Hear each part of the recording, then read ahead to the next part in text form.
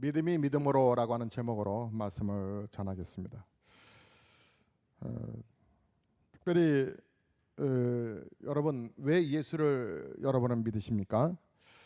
저보고 어떤 우리 성도님께서 목사는 왜 목사가 되셨나요? 라고 물어보셨습니다. 그때 제가 지치하지 아니하고 이렇게 말했죠. 너무 좋아서요. 좋아서요. 목사가 좋아서요? 네, 목사가 좋아서요. 근데 예수님을 왜 믿어야 되나요? 살아야 되니까요. 살기 위해서 믿습니다. 잘 살려고요. 잘 살려고 믿습니다. 잘 사는 거, 사는 거, 그 성경이 말씀하고 있는 구원이기 때문에 그렇습니다. 오늘 본문의 말씀을 보면 오직 의인은 믿음으로 말미암아 살리라. 믿음은 산다. 믿음의 믿음으로 산다. 그냥 쉬운 우리의 말로 오늘 본문 로마서 1장 17절의 말씀을 의역을 하면 내가 살려고 예수 믿는다 그 말입니다. 여러분 세상에서 가장 힘든 것이 있다면 그게 뭘까요? 좀 전에 자녀 키우는 것이다 이렇게 전도시연에서 보이긴 하셨지만 여러분 세상에서 정말 힘든 것이 있다면 그것은 사는 겁니다. 사는 거 아닐까요? 사는 것 자체가 힘든데 잘 사는 것은 더 말할 나위도 없겠지요. 세상에서 제일 힘든 일은 잘 사는 것입니다. 잘 사는 것의 반대말은 당연히 못 사는 거겠지요. 사람들이 왜 못 사는 것일까요? 무엇이 우리를 못 살게 하는 것일까요? 우리는 그 대답을 우리들이 습관적으로 하는 말 속에서 쉽게 찾아볼 수 있습니다. 그 말은 힘들어서 못 살겠어, 답답해서 못 살겠어, 괴로워서 못 살겠어, 돈 없어서 못 살겠어, 사는 재미가 없어서 못 살겠어 등등등. 우리의 삶 속에서 힘든 일이 참 많습니다. 괴로운 일들이 참 많습니다. 그 힘든 일들 때문에 우리들은 늘 못 살겠다라고 말을 하고 실제로 그렇게 생각하고 그리고 정말 그렇게 삽니다. 죽지 못해 산다라고요. 그러나 정말 우리를 못 살게 하는 것이 정말 힘든 일일까? 힘든 일이 없다면 나는 그러면 정말 행복하게 잘 살고 있다는 말일까? 정말 힘든 일이 없다면 우리는 잘 살 수 있는 것일까? 우리는 그렇게 생각하는데 하나님은 그렇게 생각하지 아니하십니다. 우리는 잘 살고 못 사는 것이 힘든 일에 달려 있다라고 생각하는데 하나님은 잘 살고 못 사는 것이 믿음에 달려 있다라고 말씀하십니다. 다시 말씀드리면 아무리 힘든 일이 많고 어렵다 할지라도 믿음이 있으면 잘 살게 되고 아무리 힘든 일 없이 편히 잘 사는 것 같아도 믿음이 없으면 결국 못 살게 된다라는 말입니다. 정말 믿음만 있으면 이 세상이 아무리 힘들어도 잘 살 수 있을까요? Yes. 정말 그렇게 될 수 있을까요? Yes. 세상이 아무리 힘들고 어려워도 정말 하나님을 믿을 수 있다면 정말 하나님의 말씀을 믿고 살 수 있다면 살 수 있을까요? Yes. 잘 살 수 있습니다. 여러분 지금은 이제 한동대학교 그러면 상당히 명문대학교입니다. 지방에 있는 대학교인데 주변에 논밭 있는 학교인데 아주 명문대가 되었습니다. 근데 그 명문대가 되기까지 서울 온누리교회에서 많은 돈을 대가를 지불하고 유수한 교수들을 초빙을 해서 학교가 아주 건실한 대학교로 기독교 재단으로 잘 세워졌습니다. 그게 초대 총장이었던 김영길 총장님이 학교 때문에 정말 말할 수 없는 고난 고생을 많이 당했다고 합니다. 그래서 오늘의 한동대는 하나님의 기적이라 이렇게 말하게 되는데 기적이라 하는 말은 도저히 회생이 안 되는 폐학교를 세웠다라고 하는 얘기겠죠. 그 학교를 책임진 총장이 겪은 어려움이 얼마나 많았겠습니까? 앞이 얼마나 캄캄하고 답답한 일이 수도 없이 겪었고 이러저러한 상처, 인격적인 그런 상처까지 엄청 많이 당했답니다. 그런데요, 그 상처 속에서도 집에 오면 그 총장님은 초연하게 식사 잘 드시고 잘 주무셨다고 합니다. 그래서 부인은 너무나 신기한 거예요. 남편이 지금 총장님 괜찮으세요? 사방팔방에서 전화 오는데 남편은 초연한 거예요. 그래서 어느 날 하도 궁금해서 밥 잘 먹고 잘 자니까 궁금해서 물었답니다. 당신 힘들지 않았어요? 하니까 총장님이 이 한마디 딱 던졌답니다. 갈라디아서 2장 20절 있잖아. 내가 죽었는데 뭘? 죽었는데 내가 왜 괴로워해야 돼? 내가 예수 안에 죽었는데 내가 왜 힘들어해야 돼? 나 죽었는데 뭘? 그랬다요. 아주 간단한 아주 대답이었는데 죽었는데 뭐 죽은 사람이 상처받고 화내는 거 봤어? 여러분 갈라디아서 2장 20절에 내가 그리스도와 함께 십자가에 못 박혔나니 그런즉 이제는 내가 사는 것이 아니요 오직 내 안에 그리스도께서 사신 것이라. 이제 내가 육체 가운데 사는 것은 나를 사랑하사 나를 위하여 자기 자신을 버리신 하나님의 아들을 믿는 믿음 안에서 사는 것이다. 이렇게 말씀했습니다. 그 바울의 고백이 믿음으로 김영길 총장님의 고백이 되었고 그 믿음의 고백이 그와 같은 어려움과 고통 속에서도 그것을 잘 이겨낼 수 있는 힘과 능력이 되어 그를 살게 하고 결국은 그 한동대학교를 상당히 유수한 대학교로 세울 수 있었던 것이었습니다. 죽으니까 살았습니다. 여러분 우리는 하나님을 믿는다라고 말합니다. 믿는다. 근데 믿는다라고 하는 말 속에 우리는 하나님을 다 이해할 수 없어라고 하는 논리적인 그런 뉘앙스가 담겨져 있습니다. 엄밀히 말하자면 우리에게 다 이해가 되는 것은 만약에 하나님이 우리가 다 이해할 수 있는 하나님이라면 그분은 하나님이 아닐 것입니다. 왜요? 그분은 창조주가 되시고 우리가 피조물이기 때문에 피조물이 창조주 하나님의 부분을 다 할 수 있다. 그건 그렇다면 하나님은 아닐 겁니다. 우리가 하나님을 다 이해할 수 없는 까닭은 하나님이 우리와 다르시기 때문에 그렇습니다. 우리가 하나님을 믿어야 하는 이유와 까닭도 하나님이 우리와 다르시기 때문에 그렇습니다. 그러므로 우리가 하나님을 믿는다라고 할 때 그 말 속에는 하나님은 우리와 다르시다는 것을 믿는다라고 하는 의미가 함께 있다라고 하는 것이죠. 하나님이 우리에게 행하시는 일 속에서 우리가 알지 못하는 쉽게 이해할 수 없는 이유가 있습니다. 하나님을 믿는다는 것은 그것을 이해할 수는 없지만 그 속에 우리가 이해할 수 없는 어떤 이유와 목적이 있고 그 이유와 목적은 우리에게 선하고 유익한 것임을 인정하고 그것을 믿는다라고 하는 의미입니다. 그 이해할 수 없는 일이 우리에게는 고통이 될 수도 있고 그 이해할 수 없는 일이 우리에게 어려움이 되기도 하고 그 이해할 수 없는 일이 인간적인 배신을 당하기도 하고 그 이해할 수 없는 일이 참담한 결과를 가져온다 할지라도 그것이 불행이 되지만 그것이 우리에게 꼭 필요한 것이고 하나님 보시기에 그것이 우리에게 유익된 것이기 때문에 하나님이 우리에게 그와 같은 것들을 겪게 하실 수도 있다라고 하는 얘기입니다. 지금 이해할 수 없지만 이해하려고 하지 아니하고 그것을 믿는 것, 그것이 믿음이 믿음으로 이어 올라가는 것, 그것이 믿음이라고 하는 것입니다. 그 믿음이 우리를 구원합니다. 그 믿음이 우리를 살게 합니다. 그것을 잘 산다라고 말하는 것입니다. 그와 같은 믿음으로 구원 얻는 사람들은 시편 119편 71편의 1절에 말씀하신 것처럼 고난당한 것이 내게 유익이라 이로 인하여 내가 주의 율례를 깨달았나이다. 고난당함이 내게 오히려 유익이라고 말합니다. 바울은 그것을 로마서 8장 28절에 하나님을 사랑하는 자 곧 그 뜻대로 부르심을 입은 자들에게는 모든 것이 합력하여 선을 이룬다라고 말씀합니다. 하나님 나라에는 쓰레기통이 없다라고 말합니다. 믿음으로 구원 얻은 사람들에게도 쓰레기통이 없습니다. 버릴 것이 없다라고 하는 말씀이지요. 정말 때로는 쓰레기 같아서 이걸 확 버려버리고 싶은데 나중에 보면 다 합력하여 이것이 작품이 되더라라고 하는 것입니다. 그것이 없었다면 오늘의 구원이 없었을 것이라는 것을 깨닫게 됩니다. 모든 것이 합력하여 선을 이루고 고난까지도 우리에게 유익이 되는 까닭은 하나님은 전능하시고 하나님이 우리를 사랑하시기 때문에 그렇습니다. 전능하신 하나님이 우리를 얼마나 사랑하시는지요. 여러분 하나님이 우리를 사랑하시면 우리에게 하나님이 모르시는 또는 원치 아니하시는 일들이 우리의 삶 속에 일어날 수도 있습니다. 우연한 일이 일어날 수는 없습니다. 모든 것은 다 필연이고 그 속에는 우리가 이해할 수 없는 하나님의 뜻이 있는데 그 모든 하나님의 뜻은 다 우리에게 지금의 현재의 모습으로 평가가 아니라 그 모든 것들은 나중에 훗날에 가보면 우리에게 유익한 것이라 그것을 향하여 성경에는 선한 것이다 이렇게 말씀합니다. 사랑하는 성도 여러분, 여러분이 이 말씀을 그대로 믿으시기를 주의 이름으로 축원합니다.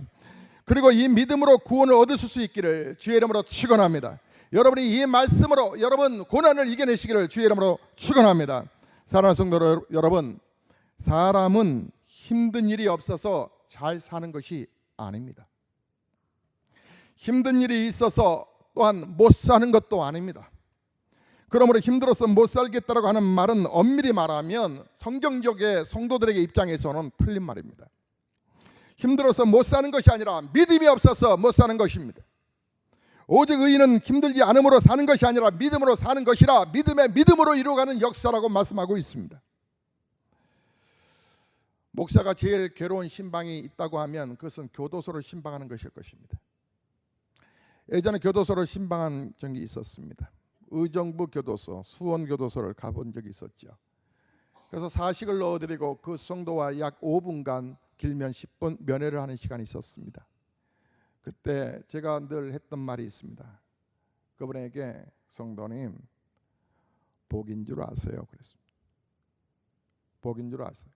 시간이 지나서 그분이 출소했습니다. 그리고 그분이 열심히 일을 해서 돈을 모으게 됐습니다. 또 사업도 잘 되어가게 됐습니다. 그분의 고백입니다. 목사님, 그때 제가 망하길 잘했어요. 망하길 잘했어요. 왜요? 제가 하나님 다시 만났잖아요. 목사님, 저는 정말 그때 망하지 않았으면 망했을 거예요. 망하지 않았으면 망했을 거예요. 하나님은 때때로 우리를 망하게 하십니다. 근데 여러분, 망하라고 망하게 하시는 것이 아니라 망하지 말라고 망하게 하십니다. 우리의 생각에는 꼭 죽을 것 같고 다 망할 것 같지만, 그렇게 보여도 또 현실이 그럴 것 같아도 다 끝났어 라고 생각이 들지만, 지금 망해야 진짜 망하지 않습니다. 우리의 생각에는 정말 죽을 것 같고 정말 소망과 기대하는 것들이 다 사라져서 끝장난 것 같아도, 죽을 것 같아 보여도 궁극적으로 죽지 않는다는 것입니다. 우리의 생명은 하나님 그 하나님께서 우리의 생명을 쥐고 계시기 때문에 하나님은 절대로 우리를 잡은 손을 놓지 아니하십니다. 절대로 포기하지 아니하십니다. 사랑은 놓지 않는 것입니다. 포기하지 않는 것입니다. 하나님은 우리를 사랑하시기 때문에 절대로 우리를 포기하지 아니하십니다. 욥을 시험할 때에도 사단에게 생명만은 건들지 마라. 저 공중에 나는 새들도 하나님이 허락하지 아니하시면 저 참새도 땅에 떨어지는 법이 없다. 생명을 하나님 손에 있기 때문에.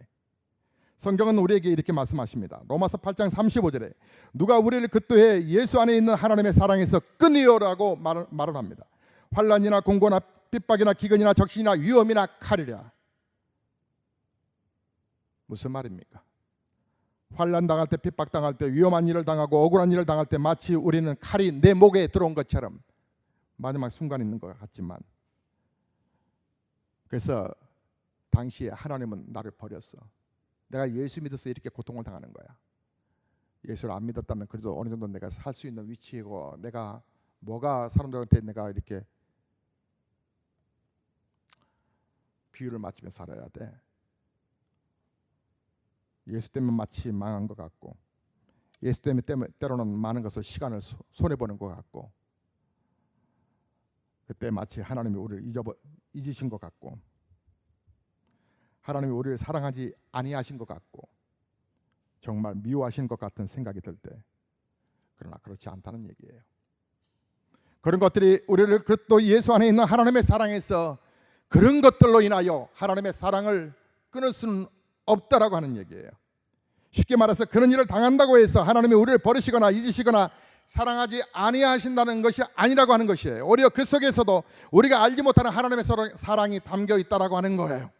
그것을 믿으라고 하는 거예요. 그것이 믿음의 믿음으로, 그래서 의인은 믿음으로 산다라고 하는 얘기예요. 하나님은 믿는 자들에게 복을 주십니다. 하나님이 당신을 믿는 자들에게 주시는 축복이 뭔 줄 아십니까? 그것은 믿음대로 되는 것입니다. 성경에 보면 예수님은 종종 믿음이 크고 좋은 자, 이 믿음이 참 좋은 자들에게 이렇게 말씀하셨지요. 내 믿음이 참 크도다. 이스라엘 중에 이만한 믿음을 만나보지 못했도다. 내 믿음대로 될지어다. 하나님은 고난 속에 있는, 현장 속에 있는 우리들에게 내 믿음의 그 무게를 달아보기를 원하십니다. 어때? 이제는 포기할 만하지. 사단은 계속적으로 포기할 것을 요구하지만 하나님은 아니야. 거뜬하게 넘을 수 있단다. 나를 봐야 돼. 나. 사랑하는 성도 여러분, 우리가 살다 보면 이런저런 참 고난들을 당합니다. 힘들고 어려운 일을 당합니다. 사방으로 우겨쌈을 당하기도 하는 그런 고통을 당하기도 합니다. 그러나 여러분 속지 마십시오. 사람은 힘들어서 못 사는 것이 아닙니다. 그 힘든 일이 절대로 여러분을 못 살게 하지 못할 것입니다. 우리를 살고 못 살게 하는 것은 세상에 달려있지 아니하고 하나님 손에 달려있기 때문에 하나님은 언제나 선하신 분이십니다. 하나님은 언제나 우리들에게 선을 이루시는 분이십니다. 하나님을 사랑하고 믿음 안에서 그 뜻대로 부르심을 입으면 모든 것이 합력하여 선을 이루시는 분이시기 때문에 지금 우리가 당장 당하고 있는 이해할 수 없는, 견딜 수 없는 고통과 아픔과 상처도 다 선한 것이 앞으로 될 것입니다. 바뀔 것입니다. 교회도 하나님께서는 그 고통의 시간들을 우리에게 허락하셨습니다. 오히려 하나님의 놀라운 선물일 수도 있습니다. 그래서 물론 우리가 힘든 것은 힘든 현실 속에 우리가 그것을 거부하지는 못할 것입니다. 어려운 것은 어려운 것이고 힘든 것은 힘든 것이고 고난은 고난이고 상처는 상처이고 배신은 배신이고 아픔과 시련은 계속적으로 우리에게 다가올 것입니다. 하지만 그 힘들고 어려운 일을 당할 때 우리가 해야 할 일은 그냥 잠잠히 하나님만 바라보는 것입니다. 다윗은 시편 62편에 힘들고 억울하고 어려운 일을 당한 우리들에게 큰 위로와 힘 그리고 지혜 주시는 말씀을 우리에게 주셨는데, 여러분 시편 제62편의 말씀을 제가 낭독해 드리겠습니다. 여러분도 나지막한 목소리로 스크린을 보시면서 시편 제62편 말씀을 낭독하도록 하겠습니다. 나의 영혼이 잠잠히 하나님만 바라며 나의 구원이 그에게서 나는도다. 오직 저만 나의 반석이시요 나의 구원이시오니 나의 산성이시니 내가 크게 요동치 아니하리로다. 넘어지는 담과 흔들리는 울타리 같은 사람을 죽이려고 너희가 일제히 합격하기를 언제까지 하려느냐. 저희가 그를 그 높은 곳에서 떨어뜨리기만 꾀하고 거짓을 즐겨하니 입으로는 축복이요 속으로는 저주로다. 나의 영혼아 잠잠히 하나님만 바라라. 대저 나의 소망이 저로 쫓아 나는도다. 오직 저만 나의 반석이시여 나의 구원이시오 나의 산성이시니 내가 요동치 아니하리로다. 나의 구원과 영광이 하나님께 있으며 내 힘과 반석과 피난처도 하나님께 있도다. 백성들아 시시로 저를 의지하며 그 앞에 마음을 토하라. 하나님은 우리의 피난처시로다. 진실로 천한 자도 헛되고 높은 자도 거짓되니 겨울 달면 들려 있김보다 경하리로다. 보악을 의지하지 말며 탈취한 것으로 허망하여지지 말며 재물을 늘어도 거기 치심치 말지어다. 하나님이 한두 번 하신 말씀을 내가 들었나니 권능은 하나님께 속하였도다 하셨도다. 주여 인자함도 주께 속하여 싸우니 주께서 각 사람이 행한 대로 갚으심이니이다.